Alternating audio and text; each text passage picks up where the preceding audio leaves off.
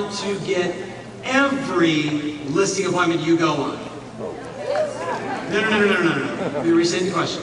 You're going to go on more listing appointments, yes? Yes. Do you want to win every one, yes or no? Yes. So we're about to go from all this techie and apps and Google and social cam and videos to just some good old, like old school, down and dirty 20 listing tools in 18 minutes or less. You guys ready? With our amazing coach and a great rock star agent selling 50 homes a year, right from Long Beach, California, Eileen Rivera. Give her a big round of applause.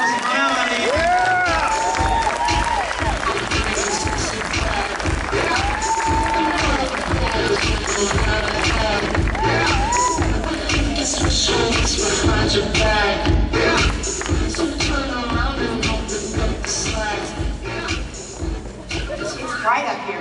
Hi, everybody. Nice. Who likes listings? Yay. Okay, so the first thing that I'm going to talk about in terms of tools is the skill, if you will, of building rapport. I think it's so critical when you go into a listing appointment, particularly when you don't know a lot about that person. So, okay, as you can imagine, these lovely people are couple clients of mine, and you can imagine that you would present very differently to them than you would present to them. Okay, and my friend Danny and his partner Greg, different presentation. And even Lou and Eric, different presentation. They're just all at a different place in their life, so you present differently. But regardless of who you're presenting to, the quickest way to build rapport is to mirror and match someone's volume and rate of speech. So it's not mimicking, there's no reason you should feel uncomfortable, but when I'm teaching, I have to remember to slow down. When I'm with my family, I get in touch with my New York roots and start talking really, really quick because I got to get everything done. Okay, so when you're with your prospect, you want to remember that. Volume and rate of speech. I don't have to point at the screen. I'll cut that in a minute. Okay, next after rapport. Tools you should be using. Google, LinkedIn, Facebook, etc. The way you should be using that is not only the way that you've been hearing about all day, but it's to research your clients. While we all love those appointments that are come list me and take 15 or 20 minutes to get a signature, sometimes you get that appointment where you don't know anything about the person, all right? Take a minute and research them online. We recently took a listing in our geographic farm. The gentleman called and said, my sister-in-law passed away, I'm getting ready to list her home, and I'm interviewing 3 agents. I said, oh, okay, tell me more about that.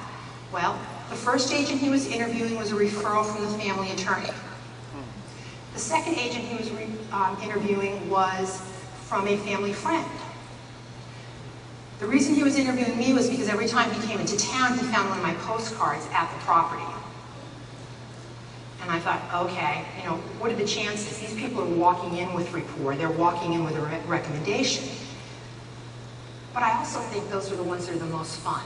Because if you can win those, it just elevates everything that you're doing at the listing presentation. So my husband, my partner Gary, mentioned that the area code was 760, I believe. He said, I think that's out in the desert. Let me see if I can find anything in Realist. So he got on the computer and he found the gentleman's name and the property address. Then I called my good friend John Jay, who works out in Palm Desert, and said, what can you tell me about this area?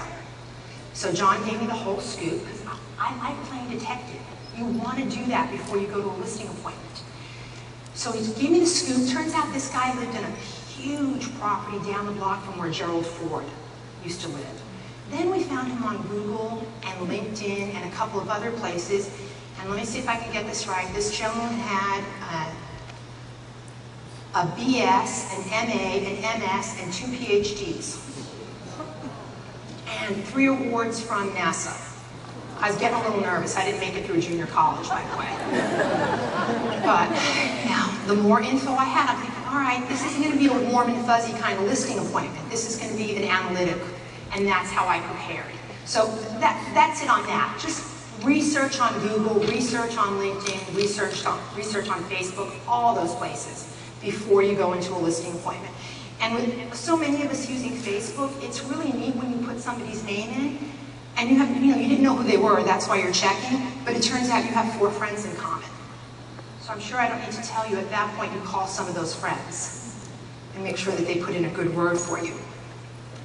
Okay, another thing is be very conscious of the age group and the type of client you're presenting to. Years ago, I learned from my good friend Dave Robles that props are good. People like them. So don't be hesitant to pull out stuff if it's the right person. So some of the things that we use in our presentation is we use DVDs, movies that we've made, virtual tours of other properties, testimonials from our clients, a variety of things. But again, it's stuff. It's just stuff for those clients that like to be handed something, that want that proof of they're not your first client. You've done it before. We also use sold signs. I have agents in my coaching schedule that will go in to do a listing presentation, and the first thing they do is put down a sold sign on the table, and people are like, boy, you're a little aggressive. Well, that's what you want, isn't it? To get your home sold. Anything that's like this is a map of our geographic farm, and it has about 200 dots on it, represents properties that we've sold. Thank you, John Jay, wherever you are. This is one of those validation pieces. This validates you in the community and you as a professional. So again, some would think a little cheesy, but Dave showed me the beauty of it. I'm going to keep pulling stuff out because everybody has some of this. We also, one of the things I love to do is I have a portable DVD player. This I got from Lisa Doyle. It's over there somewhere. It's great if you have, use whatever you have, use whatever's available to you. I either take a video that are the properties I've sold in the area, and it's me talking, and you guys will all get a link to this later.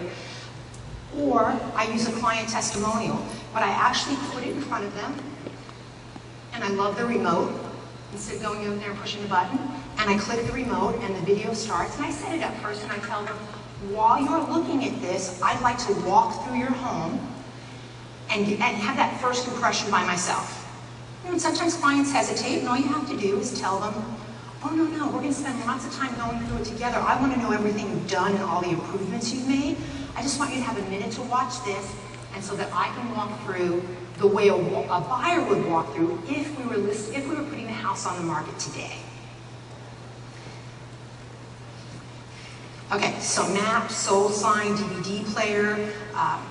Christoph mentioned the flip cam. We do a lot of, before we ever list the property, we'll go out in front of the property and we'll do a commercial based on the information that we researched off of Realist and previous MLS, and we'll do a coming soon video.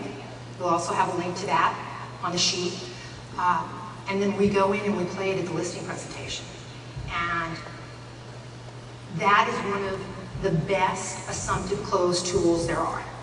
If you film a video on your way to a listing presentation before you go in, and you get to plug it into your laptop or pull it up on your iPad and show them that you're already working for them and that you're using all the cutting edge techniques that are available to us, you're halfway there, you guys. That and the rapport, and you're going to be doing CMAs. Right to the CMA, right to price.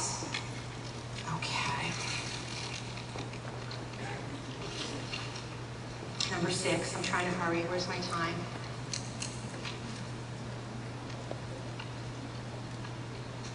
Sorry. Okay. Scripts. I'm sure many of you recognize these books. They're filled with scripts. I have many, many more. I have notepads filled with one-liners, with scripts. These are all available on Tom's site. So everything that's in these previous books are available on the site. That is a tool that you must embrace. How awesome was Carl?